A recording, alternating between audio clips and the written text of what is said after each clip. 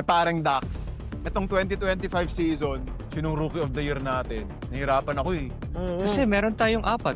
Even Oli Bearman, Oo, maganda diba? rin yung performance. Nagpasiklab pa nung uli. Actually, 5 sunod-sunod na karera points. In a Haas.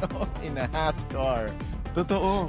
Si Gabby Bortoleto, nagpakitang gilas din, di ba? And Totoo. then we have Kimi, we have Isaac Hadjar. Mga killer din, di ba? Gagaling nga eh. Nakaka-enjoy panoorin. Ang sabi nga ni Toto Wolff, lahat ng F1 driver, yung pressure na yan, na nararamdaman nila every race, natural lang yan. They are not bothered about it kasi since Wow. F3, F2, hanggang F1, nandyan na yan. Wow. Sa tingin ko pa rin, Dax, magagaling nga lahat, pero tingin ko, ang pinaka nasa taas talaga, dalawa lang eh. Yes. Yeah, I agree. Kimi tsaka Hadjar talaga eh. Ang head-to-head dyan eh. Discuss natin si Kimi tsaka si Hadjar. Tapos sa huli, sabihin natin kung sino tingin natin. Sige, sige. Unahin natin si Kimi, pre. Ay, ikaw muna pa rin, Dax. Ano bang tingin natin kay Kimi this season? He has pure talent, just Mm. like Max, just like Hamilton.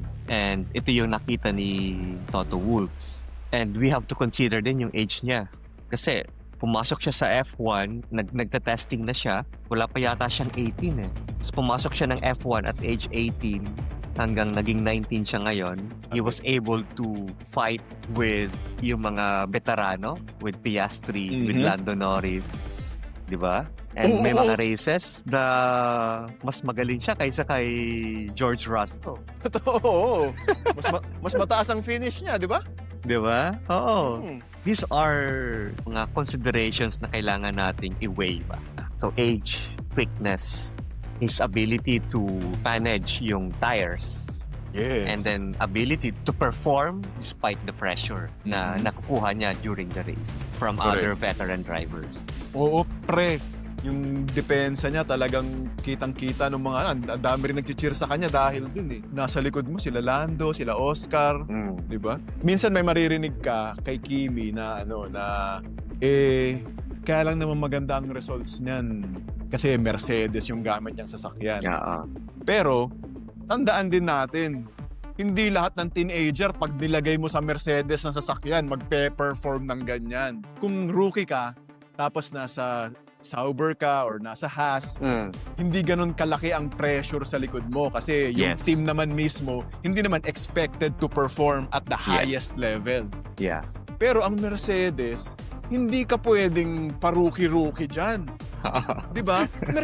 Pangalan ng Mercedes, brand, Toto Wolff yan eh. Hindi papayag yan na backmarker kayo. For a teenager to meet the expectations of excellence level na nire-require ng Toto Wolff at AMG Petronas Mercedes racing team, hindi biro yun. That shows na you have maturity at may skills ka talaga Yes. to bring that Oo. car sa front. So yung mga Kimi fans, yun ang isipin nyo.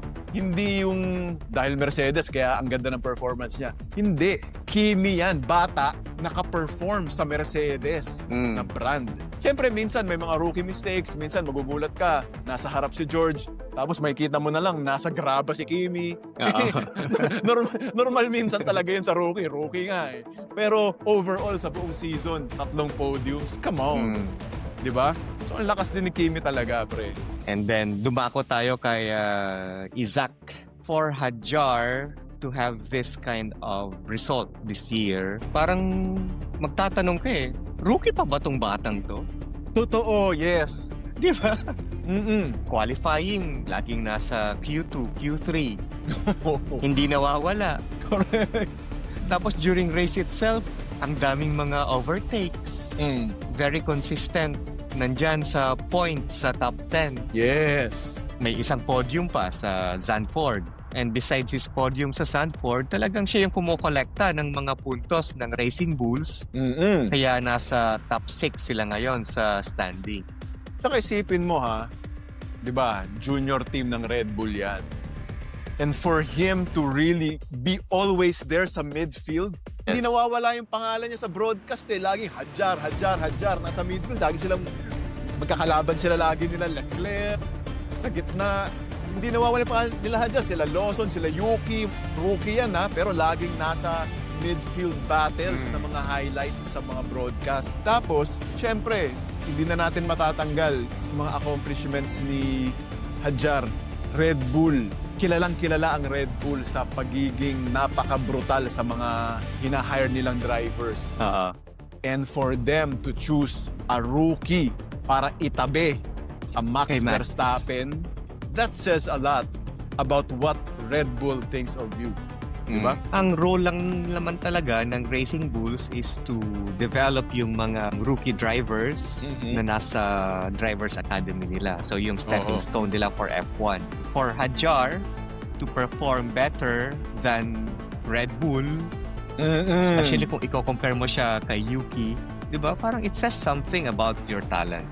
Kumbaga, Hadjar, yung performance ni Hadjar sa Racing Bulls level na kotse, tapos yung 3 podiums at consistent scoring ni Kimi, at Yes. yung defense niya versus the biggest names in Yes. F1 during the race. 3, 2, 1, parang Dax Isigaw lang natin kung sino Okay, let's go. natin sige. Okay. 3, 2, 1. Hadjar!